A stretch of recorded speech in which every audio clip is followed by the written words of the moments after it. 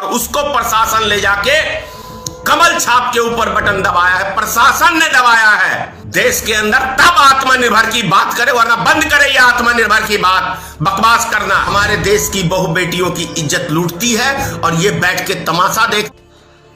सबसे पहले मैं आपको एक वीडियो दिखा रहा हूं।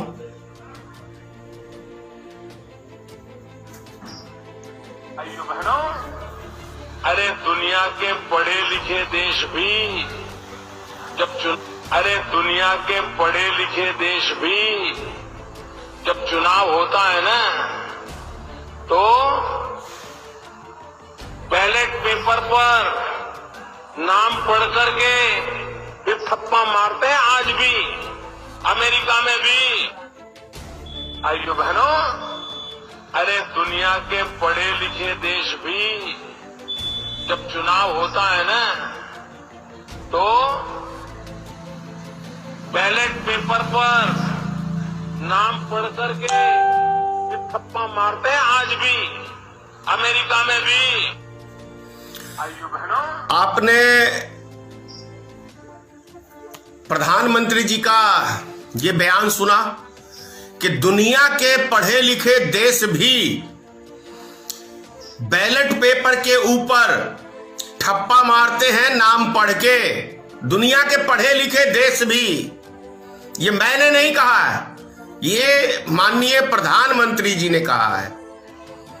आप स्वयं फैसला करें कि भारत का प्रधानमंत्री रैली के अंदर ये भाषण दे रहा है, जब ये सत्ता में नहीं आए थे तब की बात कह रहा हूं मैं, कि दुनिया के पढ़े लिखे मुल्क भी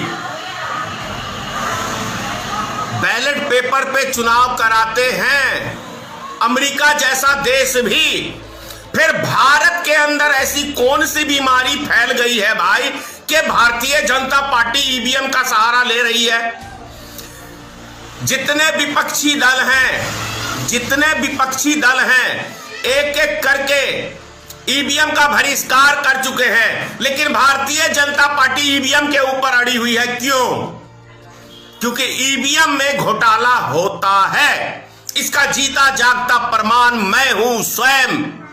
मैं भी इससे पहले यह सोचता था कि कहीं यह बातें झूठी तो नहीं है, लेकिन मधुबनी बिस्पी विधानसभा के अंदर जो चुनाव के रिजल्ट आए हैं और जो चीजें मैंने अपनी आंखों से देखी है, मैं दावे से कह सकता हूं, 100% दावे से कह सकता हूं कि ईवीएम घोटाले की वजह से भारतीय जनता पार्टी यहां चुनाव जीती है।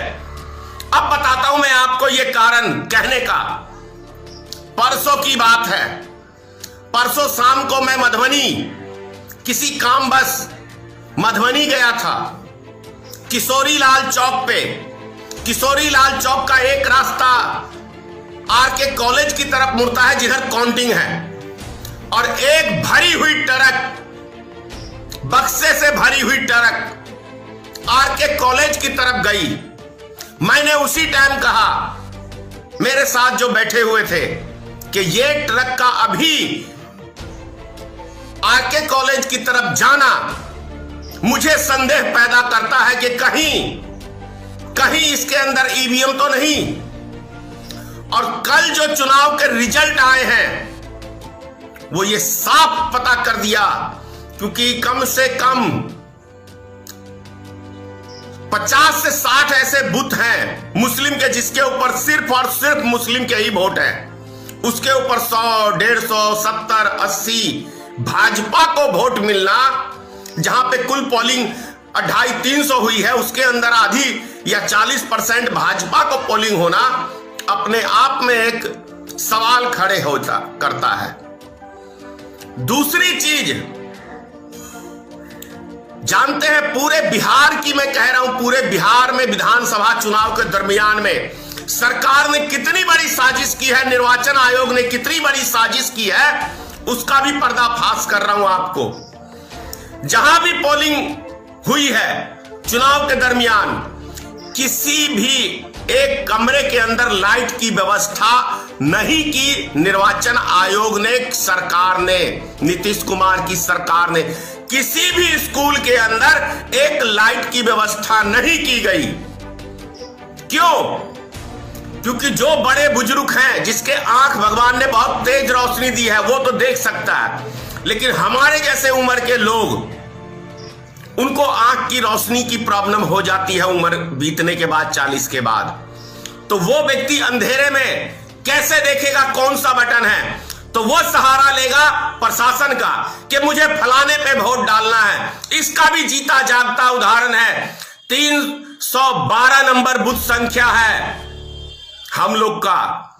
उसके अंदर कई ऐसे वोटर हैं जिन्होंने कहा कि मैं थाली छाप पे वोट देना चाहता हूं, और उसको प्रशासन ले जाके कमल छाप के ऊपर बटन दबाया है, प्रशासन ने दबाया है।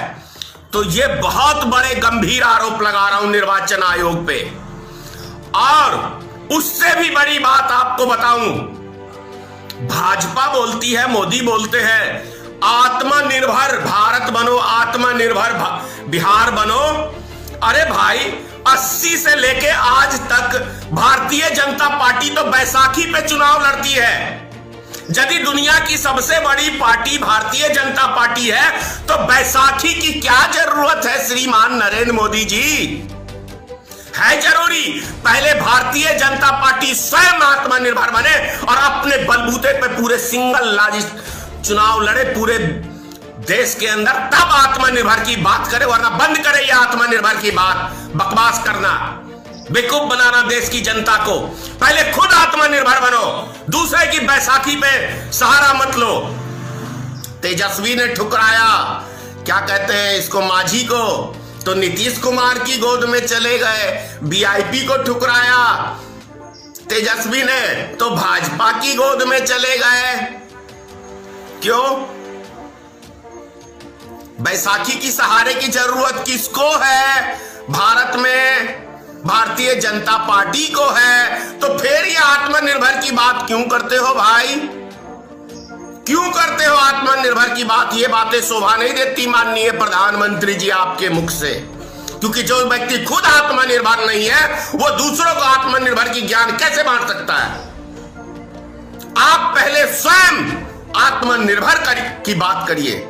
और एक बात और कहता हूं, जो मैंने अभी कुछ दिन पहले कहा था कि मोदी जी को और योगी जी को भारत माता की जय बोलने का अधिकार मैं नहीं समझता हूं है, क्योंकि ये भारत माता का अपमान करते हैं, हमारे देश की बहु बेटियों की इज्जत लूटती है, और ये बैठ के तमाशा देखते हैं और अपराधियों का साथ देते हैं। इसलिए मैंने कहा था कि भारत माता की जय कहने का अधिकार नहीं है देश के प्रधानमंत्री को, नहीं है योगी आदित्यनाथ को। तो ये भाषण में कहते हैं कि हमें भारत माता की जय रोक लगाने का काम करते हैं। तो सोचने की बात यह है, अगर आप चाहते हैं गरीब हर वंचित इंसान की आवाज आप तक पहुंचे, तो हमारे चैनल को सब्सक्राइब करें और बेल आइकन का बटन दबाना ना भूलें। देखते रहिए बहुजन न्यूज।